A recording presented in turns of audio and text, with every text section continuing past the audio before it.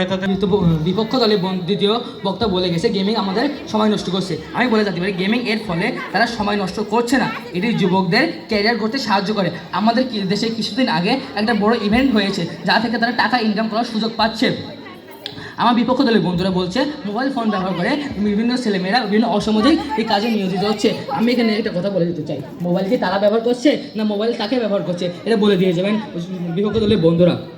আমার আরও একটি প্রশ্ন, আমাদের দেশে একটা কথা পরিচিত আছে যে গরু দুধ দেয় তার লাঠিও খাওয়া লাগে। এই কথা দ্বারা বোঝানো হয়েছে যে আমাদের উপকার করে সেটা দ্বারা আমাদের ক্ষতিও হতে পারে, অর্থাৎ সে এটি কীভাবে ব্যবহার করছে তার উপর নির্ধারিত হবে। সে যদি এটিকে ভালো কাজে ব্যবহার করে তবে সে হয়তো ভালো হবে, এবং খারাপ কাজে ব্যবহার করলে তার পরিণতি খারাপ হবে। এটিকে আপনি প্রযুক্তি দোষ দিতে পারেন না।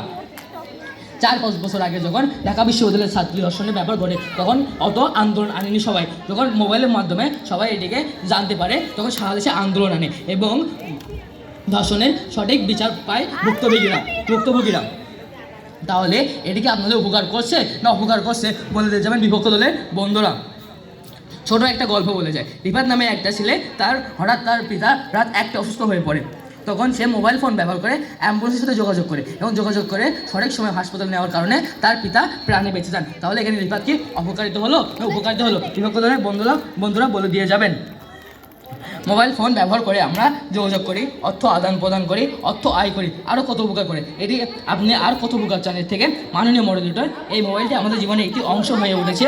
এখন এটি ছাড়া আমরা এখন চলতে পারি না। আমার বিপক্ষ দলের বন্ধুরা অনেক অপকারিতা বললেন মোবাইল ফোন নিয়ে, কিন্তু দিন শেষে দেখা যায় তারাই মোবাইল আসক্ত। এই বিতর্কে মন ছাড়ার পরেই হয়তো তিনি তার বন্ধু বান্ধবীর সাথে মোবাইলে SMS মেতে থাকবেন। কী উপকারিতা হলো তা উত্তর দিয়ে যাবেন। আমি আরও বলে দিতে চাই, মোবাইল ফোন আমাদের এখন পুরো পৃথিবীকে হাতের মুঠোয় এনে দিয়েছে। এই বলে আমি আমার বিতর্ক এখানে শেষ করছি। আসসালামু আলাইকুম। ধন্যবাদ তাহমিদ দলনেতা পক্ষ দল। আমরা বিপক্ষ দলের দলনেতার কাছে যেতে চাই। সাইমা তৃতীয় বক্তাও দলনেতা বিপক্ষ দল। চোখের মাঝে ভেঙে পড়েছে সম্পর্ক, চোখে সমস্যা, ঘাড়ে ব্যথা, ঘুমের অভাব, আসছে হতাশা, সোশ্যাল মিডিয়ার পেছনে দিনরাত, মানসিক চাপ বাড়ছে, কমছে স্বপ্নের রাত। সত্যি কথা বলুন, সম্পর্ক হারাচ্ছে, মোবাইল ফোন যেন সব কিছু ধ্বংস করছে। ধন্যবাদ মাননীয় মডারেটর, আজকের এই বিতর্কের মঞ্চে আমাকে আমার বক্তব্য প্রদানের সুযোগ করে দেওয়ার জন্য।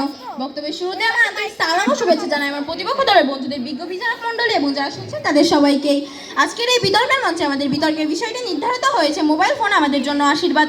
অত্যন্ত যুক্তিসঙ্গত কারণে আমি এবং আমার দল বিষয়টির বিপক্ষে অবস্থান করছি।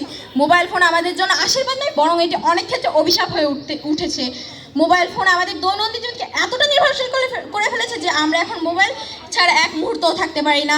এটি আমাদের শারীরিক ও মানসিক স্বাস্থ্যকে প্রভাবিত করছে। প্রথমত, মোবাইল ফোন অতিরিক্ত ব্যবহার আমাদের শারীরিক স্বাস্থ্যকে ক্ষতিগ্রস্ত করছে। দীর্ঘ সময় স্ক্রিনের দিকে তাকিয়ে থাকলে চোখের সমস্যা, মাথা ব্যথা, ঘাড়ে ব্যথা ইত্যাদি সমস্যা দেখা দিচ্ছে।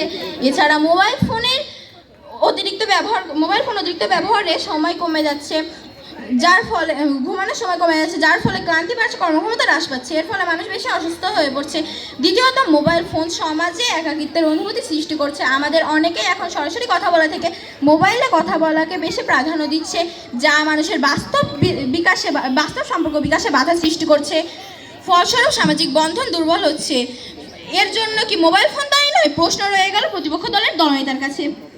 তৃতীয়ত, মোবাইল ফোনের মাধ্যমে অনলাইনে বিভিন্ন ধরনের ক্ষতিকর তথ্য, গুজব, মিথ্যা খবর ছড়ানোর প্রবণতা বেড়ে যাচ্ছে, যা সমাজে বিভ্রান্তি সৃষ্টি করছে, মানুষের মধ্যে বিশ্বাসের সংকট তৈরি করছে। এছাড়া মোবাইল ফোনের সাইবার বুলিং, আসক্তি, মানসিক চাপের মতো সমস্যা বাড়ছে।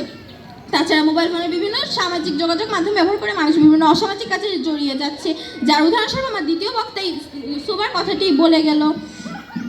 এসব সম্পর্কের কারণ দাঁড়াচ্ছে মোবাইল ফোন।